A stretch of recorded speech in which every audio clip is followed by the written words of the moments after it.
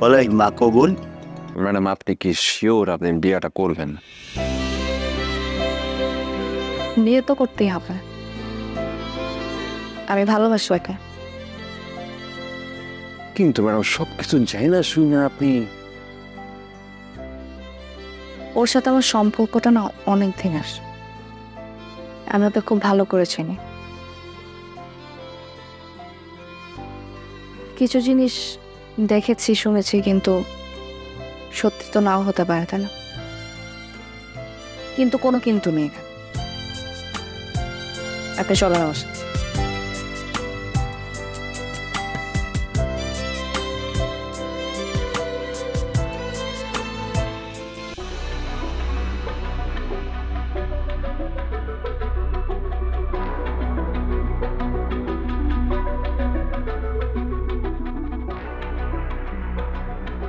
কি ব্যাপার, তোমার কি কোনো সময় জ্ঞান নেই? না বসো।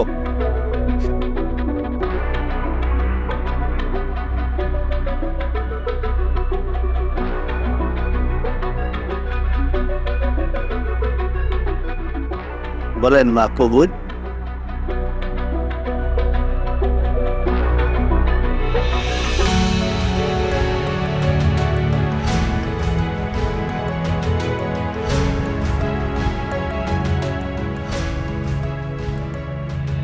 আমি না স্থানীয় থানায় গিয়েছিলাম পুলিশকে নিয়ে আসতে।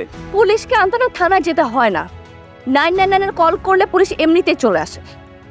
তুমি কি আমাকে সত্যি ভালোবাসো নাকি অন্য কোনো মতলব আছে আমাকে বলো। তুমি কি বলছো? কেন মতলব থাকবে?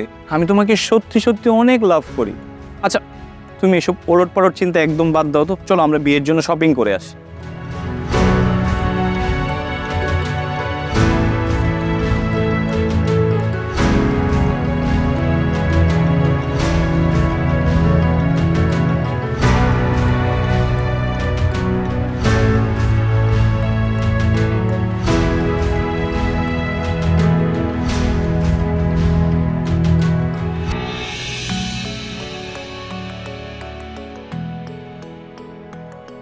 আমি হচ্ছে জুনায়েদের হতভাগা স্ত্রী।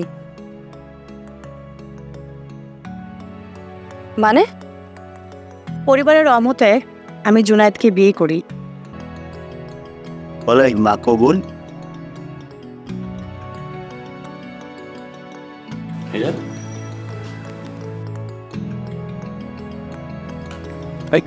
আরে রিয়ান,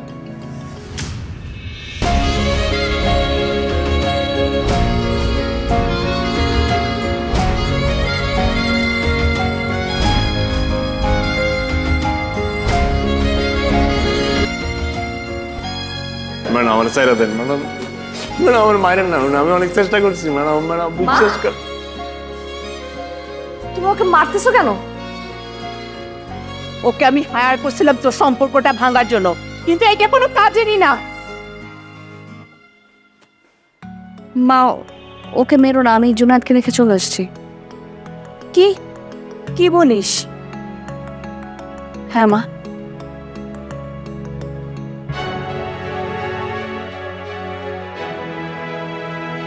তুমি ওকে কেন হায়ার করেছো আমি জানি না মা।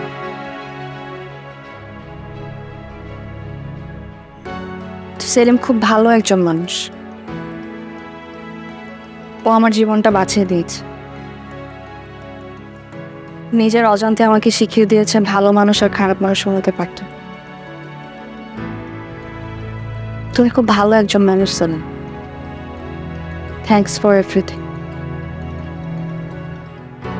আপা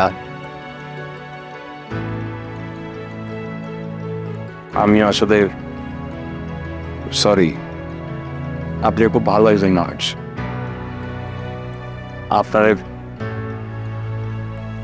আমার কারণে আপনার ভালোবাসার মানুষের লোক আপনার একটা দূরত্ব হয়ে গেল। আমি আজ জীবনে কারো সম্পর্ক আসলে ভাঙতে চাই না, এটা খুব কষ্টের। আমিও চাই আমার একটা সুন্দর সম্পর্ক যদি কমলে থাকে।